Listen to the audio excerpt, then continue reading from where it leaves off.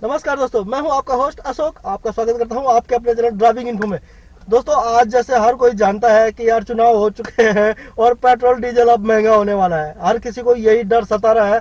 आज दोस्तों मैं आपके लिए लाया हूं इसका सॉल्यूशन। आज होने वाला है पेट्रोल सस्ता, डीजल सस्ता। अब पेट्रोल डीजल सस्ता कैसे होगा और वो मैं जानकारी आपको आज भाई देने वाला हूं। दोस्तों, जानकारी लेने के लिए बने रहे चैनल के साथ, और अगर लाइक सब्सक्राइब करोगे तो आपको पूरी जानकारी मिलती रहेगी। इसी प्रकार इंटरेस्टिंग जानकारी और यूजफुल जानकारी, ठीक है। तो आज चलो चलते दोस्तों, चलो चलते हैं और करते हैं अपना फ्यूल सस्ता कैसे होगा, ठीक है।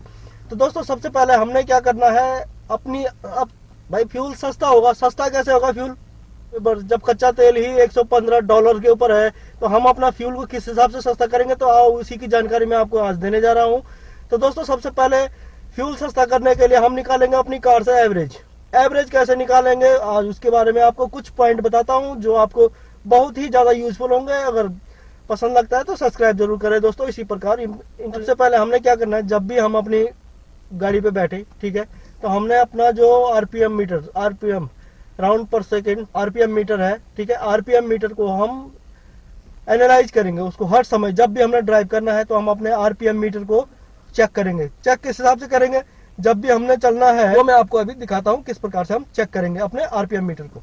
ये है दोस्तों हमारा आरपीएम मीटर, और ये मैंने अभी चाबी घुमाई और इसको थोड़ा वेट करके अभी आप देख पा रहे होंगे, ये अभी पूरा इलेक्ट्रिक सिस्टम काम कर रहा है ना। इसको हम किस प्रकार से देखेंगे, जो हमारा ये आरपीएम मीटर वाली ये वाली सुई है ना, जो दोस्तों हमारी जो ये वाली सुई है, ये वाली सुई हमने 2000, ये 2000 का सिंबल है, 2000 से ऊपर हमने कभी भी किसी भी हालत में नहीं चढ़ने देना, ठीक है। 2000 से ऊपर हम इस सुई को नहीं चढ़ने देंगे, आरपीएम वाली। ये है आपका किलोमीटर हावर्स गेज है, ठीक है। ये तो आपकी स्पीड को जाहिर करेगा और आपको कब कौन सा गियर लगाना है उसके बारे में भी आपको बताता हूँ। पहले हम चलते हैं फ्यूल सेव के ऊपर। दोस्तों जब हमने, अगर आपके पास ऑटोमेटिक कार है, ठीक है, तो आपने यहाँ पे 1.5 से थोड़ा ऊपर जाते ही इसको, जैसे आप 1.5 से ऊपर जाओगे या फिर आप 1 से थोड़ा ऊपर अगर जैसे आपकी सुई जाती है, तो आपने अपने एक्सीलेटर को छोड़ देना है, रिलीज करना उसको। जैसे ही आपकी सुई यहाँ से यहाँ पे जाए फिर रिलीज करो, फिर उसको डाउन आने दो, फिर उस पर एक्सीलेटर देंगे। तो यही कार्रवाई आपने यहीं पे इसको up down up down up down करना है। इससे होगा क्या दोस्तों, इससे आपकी जो ऑटोमेटिक कार है ये जल्दी पिकअप पकड़ेगी, है ना। यानी कि आप ऑटोमेटिक कार को भी आप मैनुअल कार के तौर पे यूज कर सकते हैं, सिर्फ अपनी एक्सीलेटर की मदद से। जिससे, क्योंकि कई लोगों को ऐसी प्रॉब्लम आती है कि जी हमारे पास जो ऑटोमेटिक कार है ये जो है ना बहुत जल्दी पिकअप नहीं पकड़ती। पिकअप क्यों नहीं पकड़ती दोस्तों, क्योंकि हम एक बार स्टार्ट करते हैं और सोचते हैं कि एक ही बार में एक्सीलेटर देंगे और अपने आप जो है ना वो उसके स्पीड पकड़ लेगी, अपने आप वो काम करेगा, बट वो काम करेगा थोड़ा लेट, ठीक है। अगर आप अपनी ऑटोमेटिक कार को अगर सही ढंग से चलाना चाहते हैं तो आपने क्या करना है, ये जो एक्सीलेटर वाली सुई है इसको थोड़ा ऊपर जाएंगे, यहाँ पे जाकर फिर एक्सीलेटर छोड़ देना आपने, ठीक है। फिर दोबारा देना, फिर आएंगे, यही कार्रवाई, ठीक है। अभी अगर दोस्तों अगर आपके पास अब है मैनुअल कार, ठीक है, तो मैनुअल कार में हम क्या करेंगे, जैसे ही ये सुई 1 से ऊपर जाए, ठीक है, 1 से ऊपर या फिर 1.5 तक भी अगर जाए, 1.5 तक जाते ही आपने गियर अप कर देना है। 2 है तो 3, 3 है तो 4, 4 है तो 5, 5 है तो 6, यानी कि बड़े से बड़े गियर में आपने यहाँ तक जाना है। 2 तक कब आएगी सुई, जब आपने हाईवे पे चल रहे हैं, सपोज करो आप हाईवे पे चल रहे हैं या फिर आप चल रहे हो सड़क वगैरह पे, तो आपने ये वाली सुई ना 2 से ऊपर नहीं जाने देनी। इससे होगा दोस्तों, इससे एवरेज निकल जाएगा आपका, ठीक है। अब यहाँ पे देखो जीरो, यहाँ में हम क्या करेंगे, 0 से 10, 0 से 10 1 नंबर, ठीक है, 0 से 10 1 नंबर, 10 से 20, 10 से 20 2 नंबर, 10 से 20 2 नंबर, 20 से 40 3 नंबर, ठीक है, 40 से 50, या जिसकी अगर 5 गियर वाली है तो वह 40 से 60 5 नंबर या इससे ऊपर चलेगा 5th गियर पे, ठीक है। अब जिसकी इससे ऊपर है वो 50 पे भी अपना 6 नंबर का गियर लगा सकते हैं। और इसी प्रकार अपनी जानकारी को और दुरुस्त करने के लिए दोस्तों बने रहे चैनल के साथ, आगे भी इसी प्रकार इन्फॉर्मेशन मिलती रहेगी। तो दोस्तों इस प्रकार से बारीकी से ये मैं आपको फिर और किसी दिन बताऊंगा जब मैं गाड़ी चलाऊंगा, क्योंकि अभी टॉपिक नहीं तो बहुत लंबा हो जाएगा, क्योंकि यहाँ पे मेरे को आपको बहुत बारीकी से जानकारी देनी है, ठीक है। तो अभी चलते हैं आगे। इस प्रकार से तो हम दोस्तों अपना आरपीएम मीटर को इस प्रकार से मेंटेन करेंगे। इससे होगा क्या, इससे आपका एवरेज निकलेगा। ऐसा इन्फॉर्मेशन दोस्तों आपको और कहीं नहीं मिलेगी, ठीक है। इसके बाद अब बात आती है दोस्तों, अगर हमने एवरेज निकालना है तो हमको फ्यूल भी तो अच्छा चाहिए, फ्यूल अच्छा चाहिए। अच्छा एवरेज निकालने के लिए अच्छा फ्यूल कहाँ से निकलेगा ये मैंने आपको बता ही रखा है, नहीं तो आप स्क्रीन में देख ही रहे हो। लेफ्ट साइड में आपको दिखाई दे रहा है कि अगर आपकी पेट्रोल कार है तो पेट्रोल कार 720 से लेकर 775 डेनिसिटी होनी चाहिए। हम लोग जाते हैं पेट्रोल पंप में, क्या चेक करते हैं भाई रेट क्या है और जीरो किया नहीं किया। बट इसके साथ साथ में दोस्तों हम लोगों ने एक विशेष रूप से ध्यान देना है कि उस फ्यूल की ना क्वालिटी क्या है, क्वालिटी अच्छी होनी चाहिए, है ना। और क्वालिटी के लिए डेनिसिटी होती है पेट्रोल की 720 से 775 और डीजल की हो जाएगी 820 से 860। ये होती है डेनिसिटी एक अच्छे फ्यूल की, ठीक है। अब दोस्तों ये कारण क्या है, डेनिसिटी होती क्या है। अब आप पूछोगे यार सर ये डेनिसिटी है क्या भला, तो दोस्तों एक नॉर्मल सा एक सिंपल उदाहरण लेना चाहता हूँ और आपको बताता हूँ। हम लोग घरों में दूध लेते हैं, है ना। अगर हमारे पास दूध अगर अच्छी क्वालिटी का नहीं होगा तो हम 1.5 किलो भी लेंगे ना, वो 1 किलो से भी नहीं चलेगा उसका काम, क्योंकि हमको जब हम चाय बनाएंगे, जब यूज करेंगे, उसका उतना बेनिफिट नहीं मिल पाएगा, हमको उतना बेनिफिट नहीं मिल पाएगा। तो हमने 1.5 लीटर लेने से क्या फायदा। और यहीं पे अगर आप देखें कि अगर आप अच्छी क्वालिटी का दूध लेते हैं, अच्छी क्वालिटी का अगर दूध लेते हैं तो वही दूध जो 1.5 लीटर से भी नहीं काम बन रहा था आपका 1 लीटर में भी बचेगा, क्योंकि जब आप उसको यूज करोगे तो थोड़े में काम चल जाएगा, थोड़ा डालोगे, जब आपको उसको यूज करोगे तो एनर्जी आपको मिलेगी, है ना। तो ये होता है दोस्तों डेनिसिटी चेक करने का फायदा। और जहाँ पे आपको लगे कि यार यहाँ पे इस पेट्रोल पंप में डेनिसिटी अच्छी नहीं है और आपको बहुत ज़्यादा ही जी ज़्यादा इमरजेंसी है, तभी जो दोस्तों आप उस पेट्रोल पंप से फ्यूल डलवाएं, अदरवाइज दोस्तों अवॉइड करें, वहाँ से न डलवाएं। और दोस्तों एक रीज़न और है कि जैसे जब बात आ रही है दोस्तों, अभी आपने क्वालिटी का पता कर लिया है ना कि फ्यूल की क्वालिटी क्या होती है। अभी एक चीज़ और है कि भैया हमको फ्यूल भी तो पूरा डालना है भाई। एवरेज निकलेगा कब, जब आपको फ्यूल पूरा मिलेगा। एक तो देखो हमने गाड़ी किस हिसाब से चलानी है, ठीक है। उसके बाद फ्यूल की क्वालिटी अच्छी होनी चाहिए, है ना। अच्छे फ्यूल को डालो है आप। उसके बाद यह है कि हमको पूरा मिले जितने का हम पैसा दे रहे हैं ना। जैसे ऑनलाइन ट्रांजेक्शन हो गई, पहले क्या था, पहले था कि हाँ भाई हाथों में 19-20 हो जाता था, बट आजकल टक टक मारा और जितना दिया उतना लिया। तो यही इतना दिया उतना लिया हमने यहाँ पे भी करना है, पेट्रोल पंप में भी जाके हम वो किस हिसाब से करेंगे। एक तो दोस्तों एक हमने सबसे पहले जीरो चेक कराना है, ठीक है। डेनिसिटी आपने चेक कर दी, इसके बाद आपने उसको बोलना है कि भाई साहब इसको ऑटोमेटिक पे लगा के छोड़ दो। मैंने आपको बता दिया कि भैया इतने का डालो, और फ्यूल को कभी ना राउंड फिगर में नहीं डालना, 500, 1000, 2000, ठीक है, इस प्रकार से नहीं डाले, थोड़ा सा उसको अप डाउन कर दे, क्योंकि वहाँ पे कुछ फ्रिक्वेंसी भी सेट करते हैं, ठीक है, कि भाई इतने में इतना घपला हो जाएगा। तो उसमें आपने क्या करना है, थोड़ा उसको अप डाउन कर दे। जैसे अगर आपने 500 को डालना तो उसको 490 कर लो या फिर 510 कर लो। अगर 1000 का डालना भैया 980 का डाल दे, 990 का डाल दे, है ना, या फिर 1100 का डाल दे, या फिर 1150 का डाल दे। इस प्रकार से हम उसको वो करेंगे। उससे क्या होगा, वो एक तो वो सतर्क हो जाएगा कि भाई जो ये बंदा जो है जानकारी रखता है इस चीज़ की, तो वो गलती से भी गलती नहीं करेगा कि गलती से आपका जेब काटने की वो कोशिश नहीं करेगा वहाँ पे, ठीक है।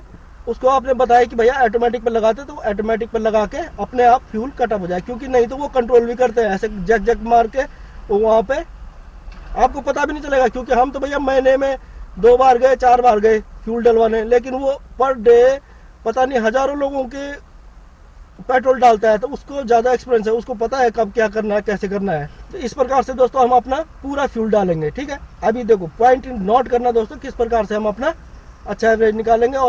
और दोस्तों अभी और हमने जीरो भी चेक करना है, उसको बताना भैया पहले जीरो चेक करेंगे फिर डालना है, ठीक है।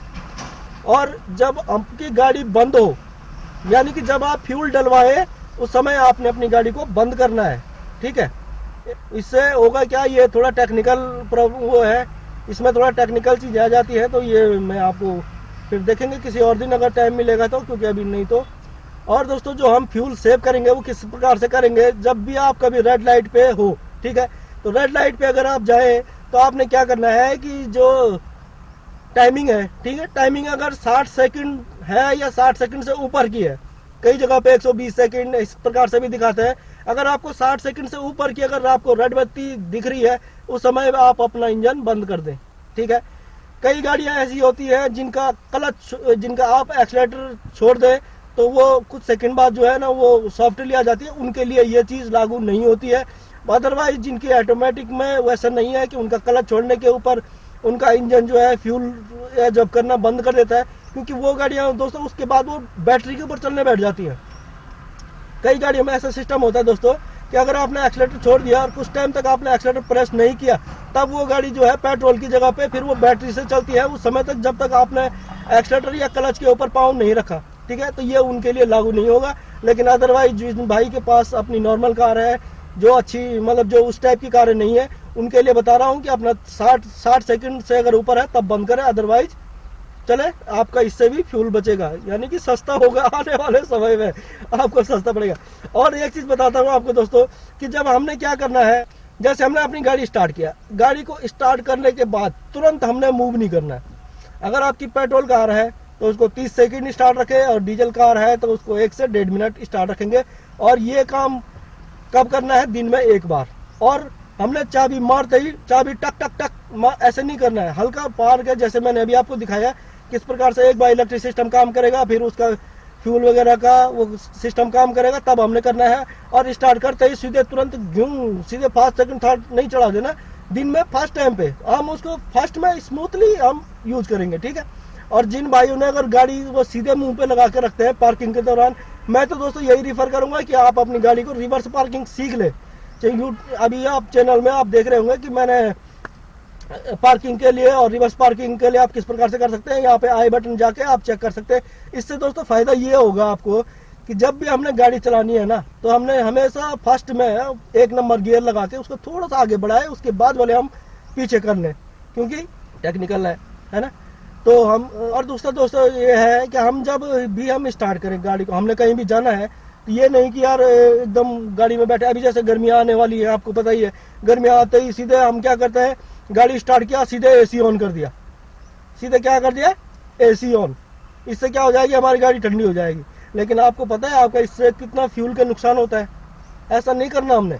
जब भी हमने, अभी देखो गर्मी बढ़ रही है, हम क्या करेंगे, जैसे अपनी गाड़ी के पास आए, अगर गाड़ी ज़्यादा टाइम तक खड़ी है धूप में और आपको जल्दी जाना है, तो आप, अगर जगह है आपके पास उस समय, तो सारे दरवाजे खोल दें, चारों के चारों दरवाजे खोल दें 2 मिनट के लिए। जब तक आप सामान डालोगे या कुछ भी कर रहा है, थोड़ा दरवाजे खोल के थोड़ी देर इसको रहने दो, जिससे बाहर का टेम्परेचर अंदर के टेम्परेचर के बराबर हो जाए। ठीक है, अगर दोस्तों अगर आपके पास जगह नहीं है, तो आपने क्या करना है, ड्राइविंग सीट में जाओ और सारे शीशे डाउन कर दो, सारे शीशे 4 मिनट के लिए, 4 मिनट के लिए आप थोड़ा सा डाउन करके रखो इसको, गाड़ी देखना आपकी ठंडी हो जाएगी। ठीक है, इसके बाद हमने अपना स्टार्ट किया और चले।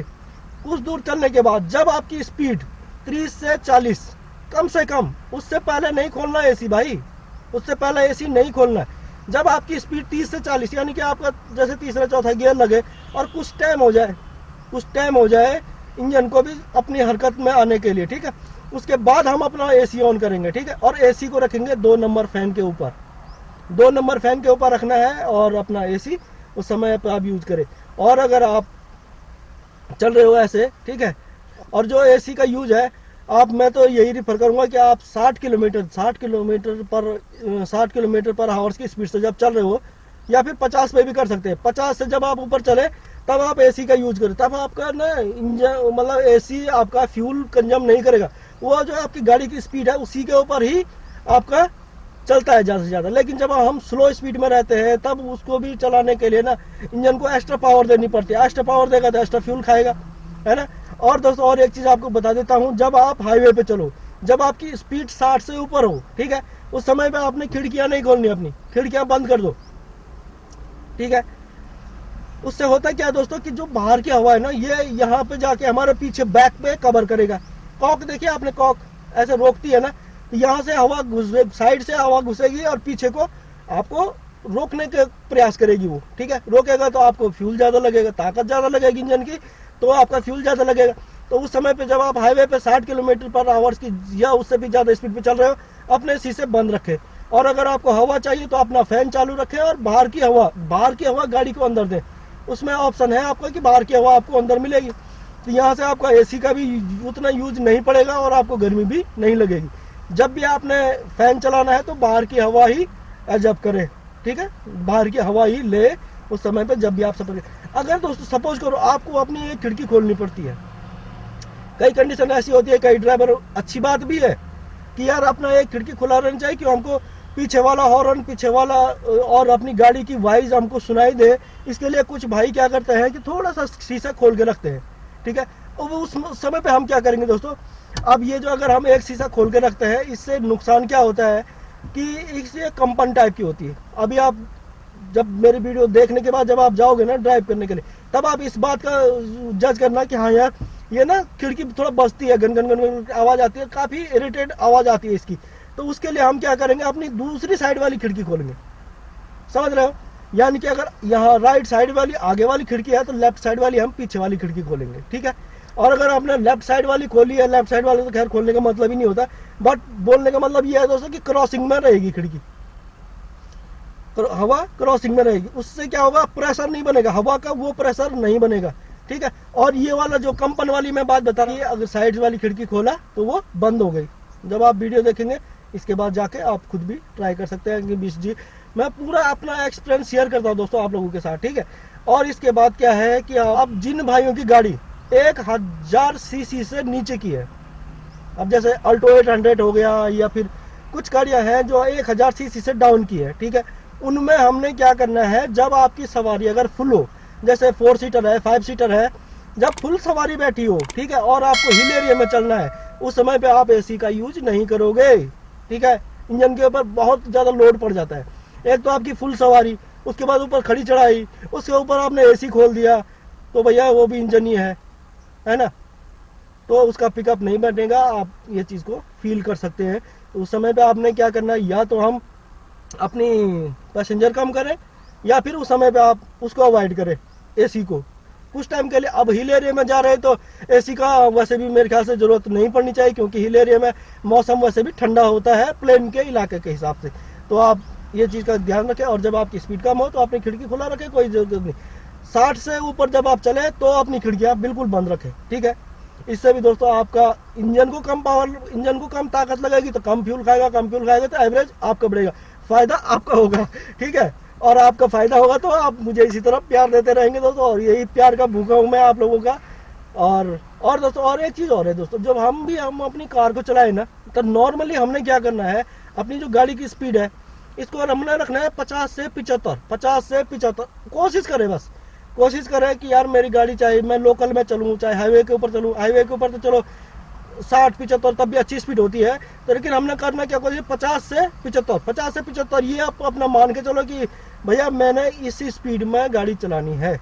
लेकिन जहाँ पे दोस्तों इंस्ट्रक्शन दे रखी है ना कि कहीं पे 40 की भी होती है, कहीं पे 50 की होती है, हर व्हीकल के लिए अलग अलग होती है।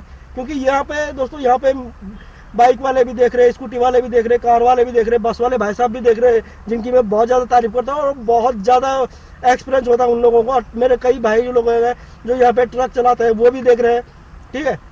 तो ये चीज़ दोस्तों मैं हर किसी के लिए सजेस्ट करूँगा कि वो इस प्रकार से अपना फ्यूल बचा सकते हैं, ठीक है। इस प्रकार महंगाई वाले बजट से बचने के लिए तो आप कैसे अपनी जेब को सेव कर सकते हैं। और दोस्तों मैं आपको एक बोनस पॉइंट और देना चाहता हूँ। और दोस्तों जैसे मैं आपको डेनिसिटी बता रहा था कि डेनिसिटी क्या होती है, देखो हम लोग 0 देख दिया, रेड देख दिया, डेनिसिटी भी यहाँ पे 0 दिखा रहा। और मैंने भाई साहब से पूछा कि भाई ये डेनिसिटी बोलो, अंदर बोर्ड में लिखा हुआ है। तो इस प्रकार दोस्तों पेट्रोल पंप से फ्यूल न भराएं।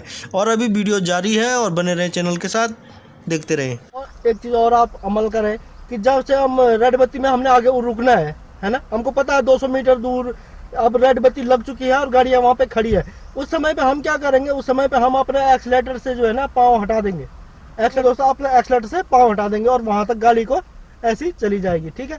तो इससे भी, और ब्रेक कम से कम हमने यूज करना है, ब्रेक का यूज जो है ना कम से कम, आपको पता है मैंने वहाँ पे जाके रुकना है तो अपना ब्रेक कम से कम यूज करना है। और एक्सीलेटर से जैसे पाँव हटा दिया, यहाँ से क्लच दबाया, गियर निकाल दिया और ब्रेक कंट्रोल करके रख सकते हैं। और दोस्तों आगे जैसे रेड बत्ती लग चुकी है तो हम अपना एक्सीलेटर से पाँव हटा देंगे, और जिनके पास मैनुअल कार है वो अपना क्लच दबा के गियर निकाल सकते हैं, बट ब्रेक को बिल्कुल कंट्रोल करके, ठीक है। और अगर आगे जैसे रेड बत्ती जो है आपका, जैसे मैंने बताया कि 60 सेकंड से अगर ज़्यादा है तो आप अपने इंजन को बंद करें, अदरवाइज़ खुला रख सकते हैं, उसमें आपको फ़ायदा होगा।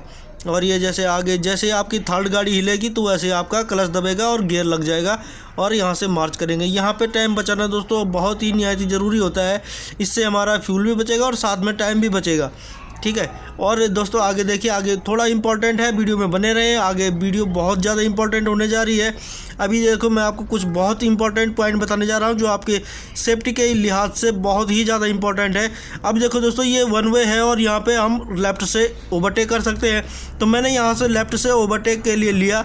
और ऐसे ही बस वाले भाई साहब से थोड़ा बिना इंडिकेटर दिए हुए बस वाले भाई साहब लेफ़्ट को पता नहीं सवारी उतार रहे थे, चढ़ा रहे थे, लेकिन दोस्तों मैंने शीशे को ध्यान रखते हुए मैंने शीशे पर देख ली थी कि मैंने इस गाड़ी को ओवरटेक किया है ना। तो इससे इस प्रकार से आपने अपनी ड्राइविंग को सेफ रखना है, ठीक है। अब यहाँ पे आगे गोल चौक आने वाला है दोस्तों, जो विदाउट इंडिकेटर यूज करता है नहीं, इनसे बहुत ज़्यादा सतर्क रहना पड़ता है और ड्राइविंग के दौरान हमको यही इंपॉर्टेंट है कि हम अगले को समझ पाएँ। अब देखो दोस्तों किस प्रकार से हम गोल चौक को पार करेंगे। यहाँ से मैंने नज़र मारी राइट साइड देखो, और यहाँ पे गैप मिला, तब जाके हमने इस तरह से गाड़ी डालनी है, ठीक है। इससे दोस्तों हमने अपनी फ्यूल के साथ साथ हमने अपनी गाड़ी को भी सेव करना है, अपनी लाइफ को भी सेव करना है, हर चीज़ सेव करनी है। वो तभी होगा दोस्तों जब आप चौकन्ने होंगे, क्योंकि दोस्तों आप मेरे ड्राइविंग मेरे परिवार से भी बढ़कर हो आप, क्योंकि आप मेरे सब्सक्राइबर हो। और यहाँ पे देखो आगे पेट्रोल पंप है और इसको बाय करते जा रहे हैं, तो बाय करते हैं और इसी टेक्निक के साथ बने रहे चैनल के साथ, आपको बहुत ही इंपॉर्टेंट। और दोस्तों एक चीज़ और है, जैसे हमने कभी भी क्या करना है, हमने कभी भी ये नहीं सोचना कि यार यहाँ से हम वहाँ जा रहे हैं या हिल एरिया में, तो खास तौर पे बिल्कुल भी ऐसी गलती ना करें कि आपने क्लच दबाया या ढलान है तो गियर निकाल के न्यूट्रल में लुढ़कते चलते हैं। उससे होगा क्या, उससे आपका ब्रेक, ठीक है, ब्रेक फेल होने के चांसेस हो सकते हैं। और यहाँ पे आपने सेफ्टी बरतनी है दोस्तों, ठीक है। तो ब्रेक का कम से कम हमने यूज करना है। उस समय पे हम क्या कर सकते हैं भाई, एक्सीलेटर 5वें गियर पे है तो उस समय एक्सीलेटर आपने छोड़ दिया। अगर आपने एक्सीलेटर छोड़ दिया, यानी कि एक्सीलेटर क्या है, आप फ्यूल दे रहे हो इंजन को, आपने फ्यूल देना बंद कर दिया तो गाड़ी अपने आप चलेगी। जितना उसको चाहिए ना ज़रूरत के लिए, जितना उसको निहायती ज़रूरी है वो अपने आप ले लेगा। लेकिन जो हम एक्स्ट्रा देते हैं, हमको एक्स्ट्रा पिकअप चाहिए, एक्स्ट्रा पावर चाहिए, वो चीज़ नहीं देंगे तो फिर आपका फ्यूल बचेगा, ठीक है।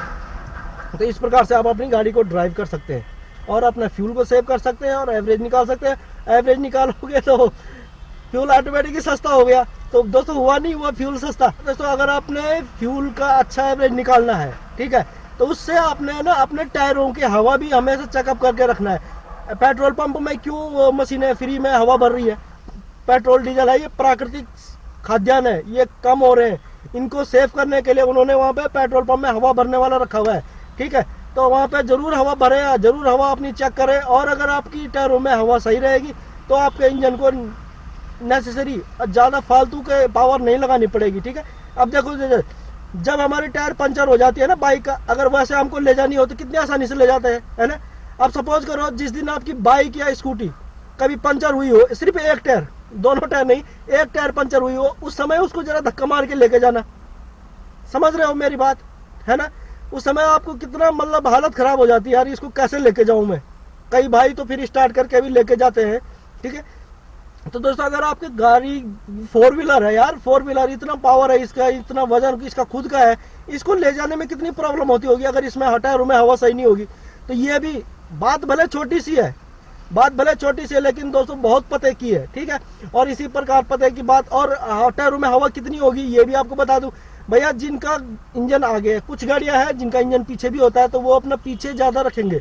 जिनका आगे इंजन है, यानी कि इंजन वाली साइड वाले टायर जो भी है, चाहे आगे है चाहे पीछे है, वहां पे भरी जाएगी दोस्तों 35 LBS। जिस साइड इंजन है आपका वहां पे भरी जाएगी 35 LBS, और जिस साइड इंजन नहीं है यानी कि दूसरी साइड, वहां पे भरेंगे हम 33 LBS। उसको बता दे भैया इतनी बार, है ना। आपको भी नॉलेज होनी चाहिए यार। वो हाँ भाई सर कितना बोलो, वो मर्जी। अब वो बेचारा ना तो उसको इतना मतलब इतना पढ़े लिखे या इतना, उनको थोड़ी, उनके पास गाड़ी होती तो वो भी नॉलेज रखते, वो भी कहीं देखते यूट्यूब पे ड्राइविंग इन्फो, वो भी देखते, है ना। तो वो तो हवा भरने को भैया जो जितना बोलेगा उतना डाल देंगे, है ना। लेकिन आपने जागरूक होना दोस्तों, क्योंकि गाड़ी आपकी है, जेब आपकी है, पेट्रोल का पैसा जो है ना वो आप पे कर रहे हो, ठीक है।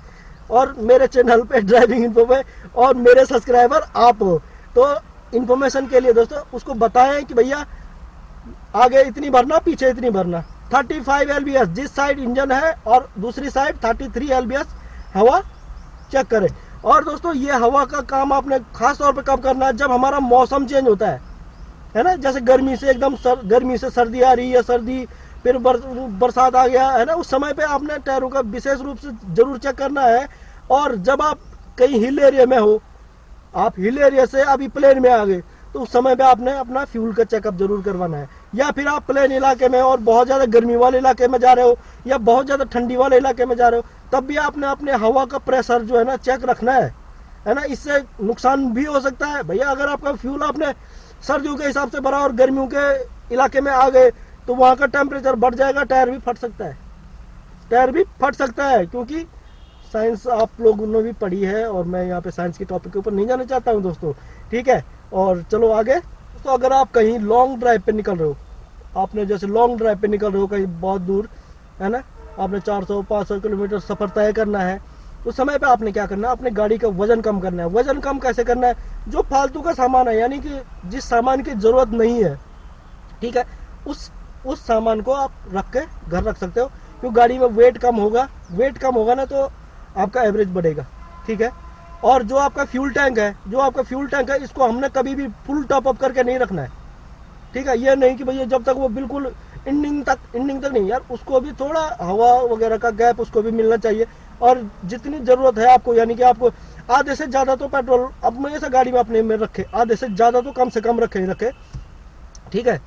और एक चीज़ है दोस्तों, जो हमारा रेड हो जाता है ना, जब हमारी सुई फ्यूल वाली रेड तक आ जाती है, रेड के ऊपर आपने तुरंत कोशिश करना, जैसे ही वो रेड पे आ जाए ना, आपने तुरंत कोशिश करना है कि आप अपनी कार को रिफिल करें, ठीक है। उसमें दोबारा पेट्रोल डाले, डीजल डाले। उसका रीज़न क्या है दोस्तों कि जो अब जैसे फ्यूल कम हो गया तो चलो यार चला लेते हैं, उससे होगा क्या, उससे आपकी गाड़ी ने अगर दोस्तों एक बार ईयर ले ली ना, अगर आपकी गाड़ी ने एक बार ईयर की प्रॉब्लम हो गई ना, तो वो एक प्रकार से उसको वो फिर आपकी ईयर प्रॉब्लम नहीं निकलेगी। उसके लिए फिर या तो इंजन डाउन करना पड़ेगा, इतनी घनी समस्या है, इंजन डाउन तक करना पड़ सकता है आपको। तो ये चीज़ ना करें, कभी भी आपका रेड शो हो जाए तो आपने फ्यूल रिफिल करवाना तो है ना।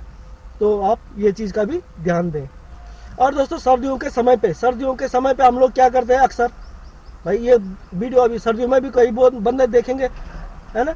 सर्दियों के समय पे दोस्तों क्या है कि हम लोग क्या करते हैं, सीधे कार में बैठे इंजन स्टार्ट किया और एसी ऑन कर दिया। एसी ऑन करने से क्या, वो तुरंत हमको गर्म हवा प्रोवाइड करने बैठ जाएगा? गर्म हवा कहाँ से देगा? वो इंजन की गर्म हवा हम तक पहुँचाता है ना। तो उस समय पे हम तो अभी तक हमारा इंजन ही गर्म नहीं हुआ और हमने एसी जाके खोल दिया, क्या होगा भाई? नेसेसरी लोड पड़ रहा है ना, फालतू का लोड पड़ रहा है, एसी का लोड पड़ रहा है इंजन के ऊपर, तो वो तो फ्यूल खाएगा, उसको तो चाहिए जो आप मांग रहे हो। तो जब आपको पता है अभी उसका इंजन ही गर्म नहीं हुआ, वो गर्म हवा कहाँ से देगा? यानी कि बिना वर्क के आप उससे लेने की कोशिश कर रहे हो, तो उस समय में आप ये काम न करें दोस्तों। सर्दियों में फॉग कैसे हटाएंगे, उसके लिए भी दोस्तों लेफ्ट साइड में आप आई बटन देख रहे हैं, वहाँ पे मैंने वीडियो डाल रखी है, किस प्रकार से हम बिना एसी यूज किए हुए सर्दियों में हम अपने कार के फॉग को हटाएंगे। बिना एसी का हम बिल्कुल यूज ही नहीं करूँगा, और मैं तो करता ही नहीं हूँ। और बिल्कुल फॉग नहीं रहेगा आपको एसी बिना यूज किए हुए, आपको कहीं गर्म हवा कहीं देने की जरूरत नहीं है।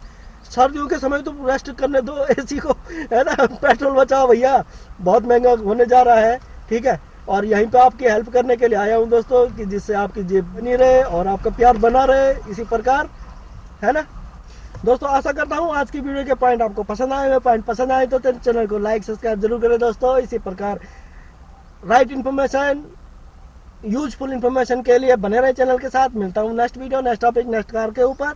Okay bye, see you again, thank you.